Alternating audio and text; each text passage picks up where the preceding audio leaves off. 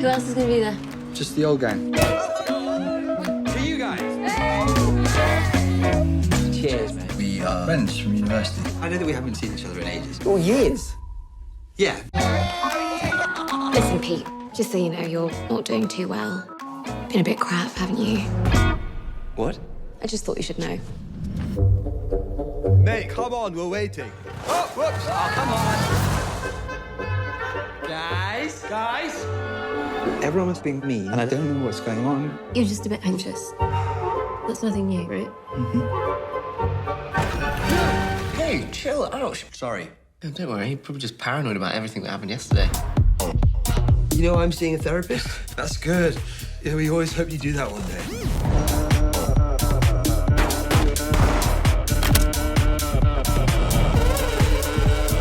This is for you, isn't it? And enjoy yourself there.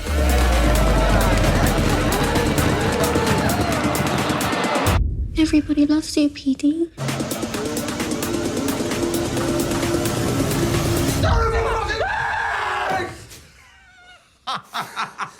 Cheer up, mate. It's not loaded. We nailed it, David. Look. Apparently one of the funniest guys on the planet.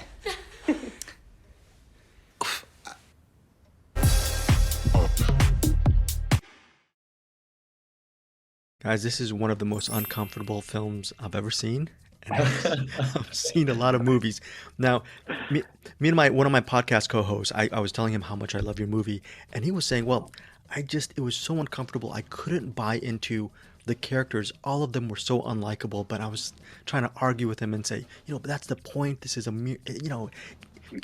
that part of the joy for both of you guys to create something like this? This is a narrative and a film that can be really discussed and argued about after the credits roll.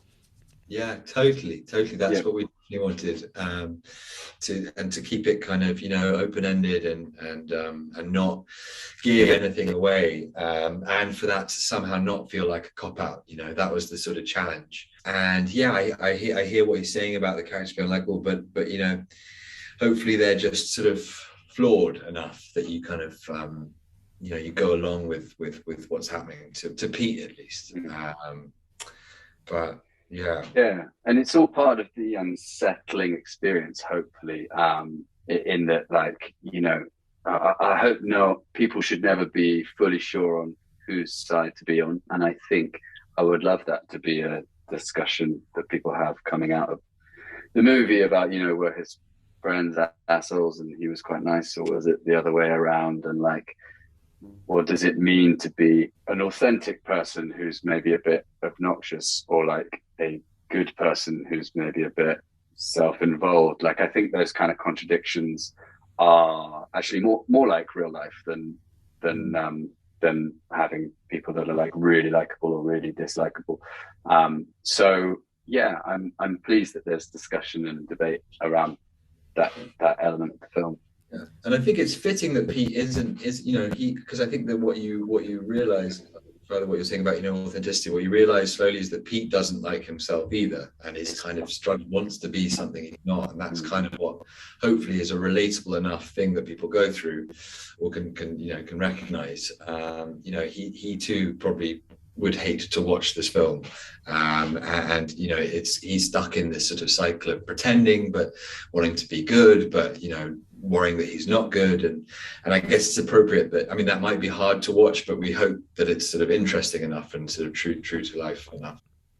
I was thinking this was going to be just a straight up black comedy, but this is just ultimately it's just really a bracing narrative about the importance and scariness of accountability. Can you guys talk about that sort of really subtle theme about this movie? Yeah, well, Tom, you always felt like it was a lot about guilt, didn't you? The central.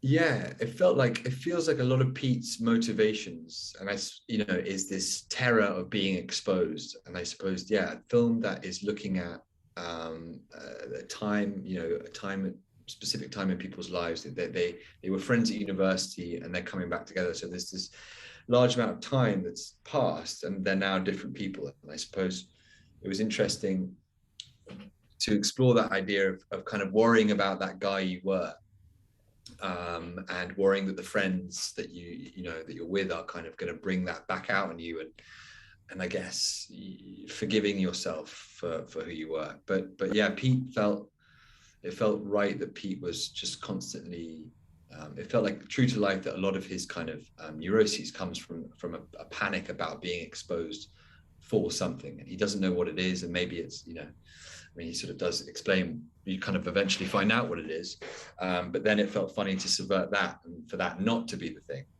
that's not the reason that they are being horrible.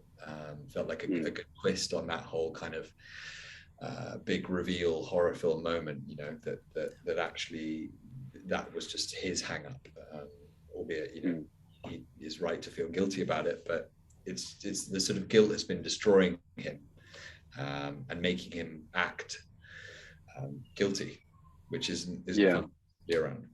When writers ask both of you what's the key to a successful collaboration between two people, from both your vantage points, what works regarding your respective partnership? Well, for us, it's just been a long old friendship, and just a lot of I guess good and bad projects that we've done, such that we've got to a point now, I think, where we can put our egos aside, and if someone says that idea sucks, then it's actually okay, and it's actually a really efficient way to just be like, right, let's part that, let's move on, and let's freely, just accept that sometimes an idea is bad and sometimes it's good, and it doesn't matter who's had two good ideas and one bad idea today and whatever. And I think it's really interesting to think of our former selves as writers when we were in our early 20s, I guess, and we would subliminally argue over the tiniest little correction to someone else's joke, and it was just a waste of time, and it never achieved a good effect, but it was just our egos getting in the way. And I think now we're just older and a bit more secure, and stuff flows a lot better in that environment. My final question to both of you is, I ask filmmakers, writers, and actors to name one of their all-time favorite movies, and what is it about this specific movie that still resonates with you today?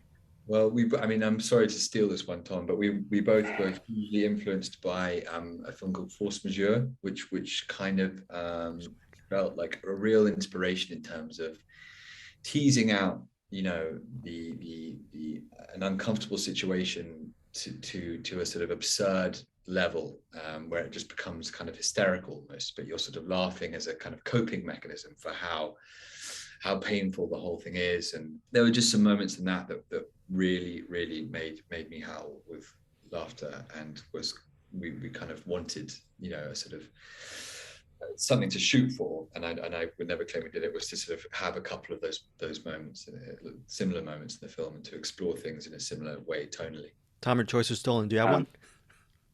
Yeah, my choice was stolen, but I guess one that would maybe be very, very relevant for this film is I guess maybe The Souvenir, but in general, Joanna Hogg's movies, definitely, I remember that being a massive sort of game changer in terms of how a movie can kind of display nothing happening but everything happening all at once, and just people sitting around talking. If there's enough complex character dynamics, it's just enthralling and gripping, even though sort of, I guess, technically on a literal level, not much is happening. And that spoke very personally to me, but also I think was a big influence on All My Friends Hate Me as well.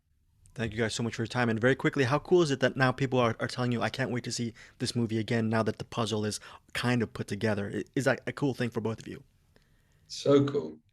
Definitely, yeah. I really hope it. I think it holds up. I mean, I've watched it a few times. We had some ruthless,